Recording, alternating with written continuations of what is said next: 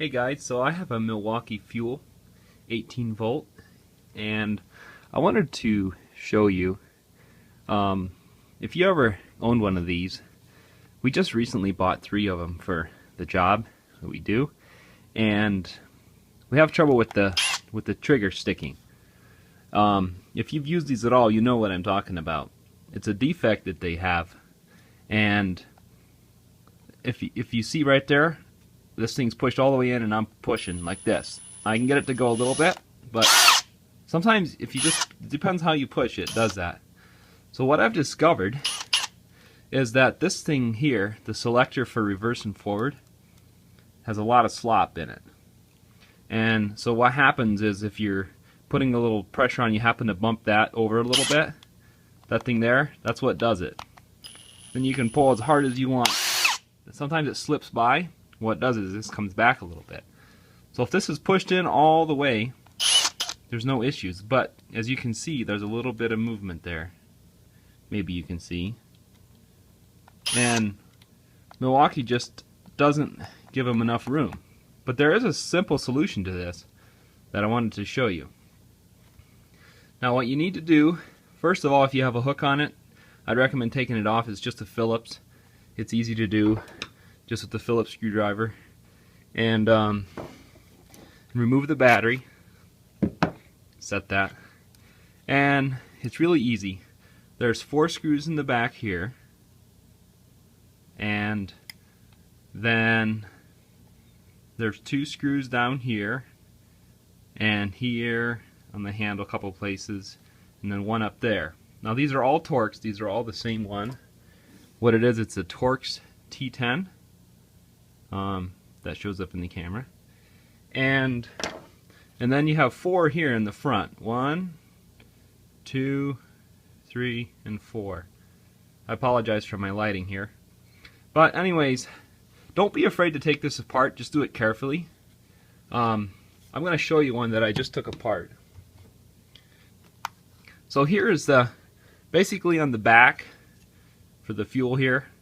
These 4 will take this off. Nothing will fall out, don't worry. All that does is take that off. And then this front will be a little bit loose, but it won't fall out, don't worry. And then what you need to do is just really carefully lift this up. And that popped loose there. Now sometimes the light here will want to pull off. You just have to make it stay in the part that's not coming off. And basically just remove this like that. Now what I want to show you in here, it's not the best of lighting. Pull my light up here a little closer.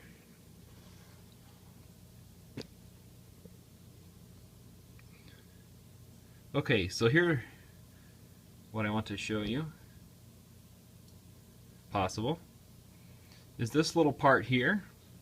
What happens is, this is what selects the forward and reverse. And this is the part that has a switch on it. This little part has a little board here, has a switch on it. This is just selects the thing. So what happens is, I'm going to pull this out. I have to set this down for this. I'm gonna make it come all the way to reverse, and then pull out slowly. I know this is a long ways off. I apologize for this. I'll try to get it a little closer here to show you. Do this. Basically, this part here can wiggle loose. If you turn this part with the switch on it, if you turn it this way, and turn this way, kind of, just wiggle it loose like that, and I'll see how that popped out. Because what happens is there's this little switch here, this little part with the board here. It just has wires here. There's nothing to be afraid of. That's what selects the forward reverse. Just keep that. I mean, basically that little thing slips in this little notch here. I'm just showing you. So anyways, on the trigger part of things, The trigger's a little harder to remove, but if you can see down in there, the trigger has a groove in the middle, or it has grooves on both sides, I should say, and it has a solid part in the middle. And that solid part is what this here part on the switch, this here part, hang on a second, try to get a little positioned a little better for the camera. This part is what rubs in the center part of the thing. So if you move this over to forward, this slips by on that groove on the other side of the trigger that I was showing you. And then when you push it back over, if you put it in the center, that's what locks the trigger. This thing pushes against it. So what I did is I took this little piece here and filed it down really carefully. Just had a small little file like this, doesn't take much. And if I can show you here, maybe move some of this so the camera focuses on this part.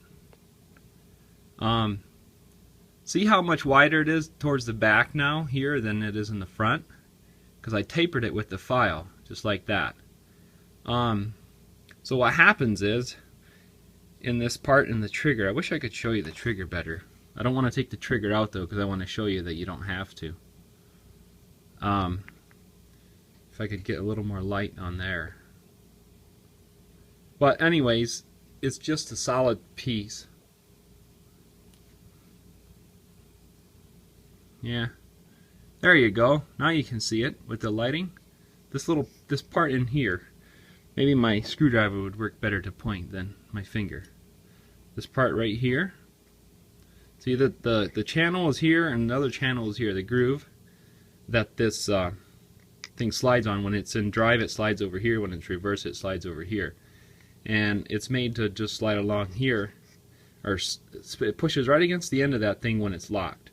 So basically, with their slop in the thing, what's happening is it's hitting against the centerpiece when it has just a little bit of slop.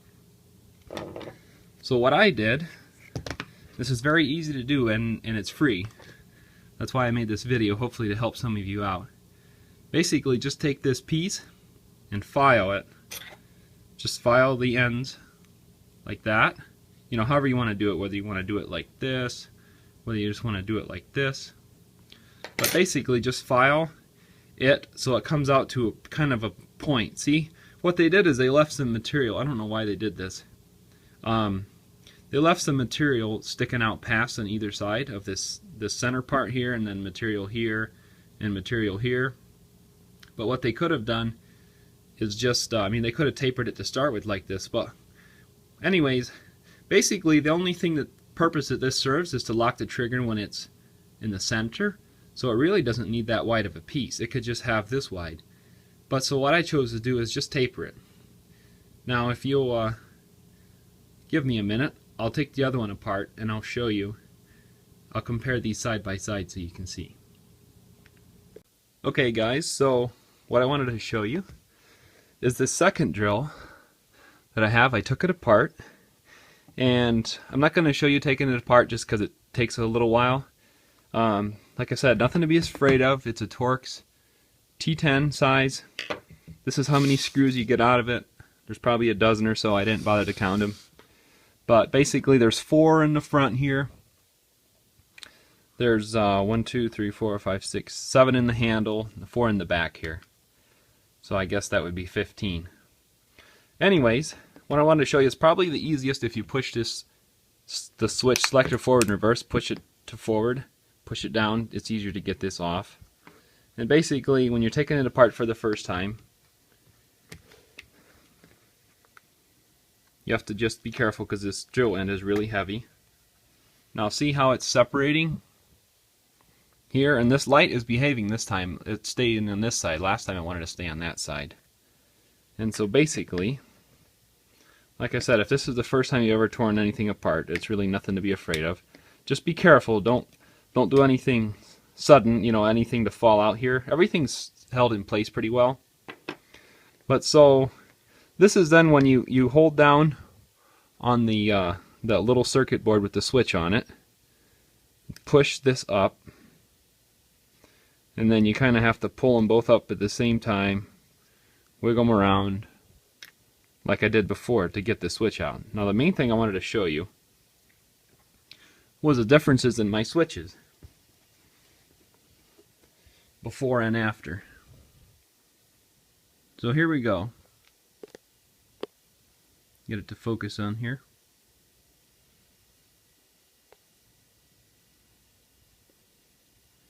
Okay, if it's not too distracting to have this drill and everything in the background here.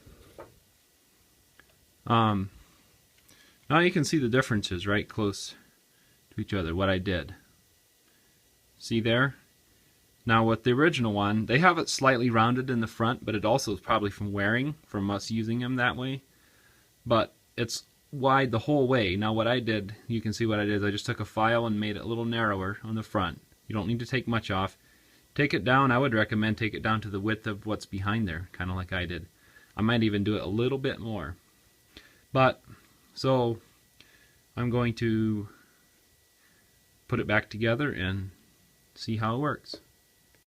So one more thing that I wanted to mention here is that if you're concerned that the drill ends up coming apart like this a little bit, and what you have to do basically just to put it back together is just turn this chuck a little bit, and just kind of, it has to be tight like this. So just, if you just wiggle that chuck a little bit and wiggle this back and forth, it'll go right back together. Okay, so I ended up filing them a little bit more, and get it to focus up here again. So that's my final product, the difference. So I'm going to do,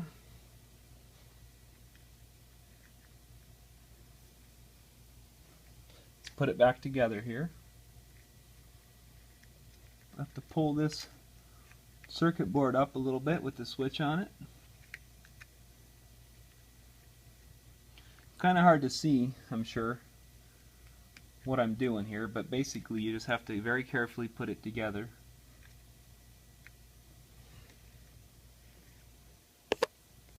So I wanted to mention another thing here.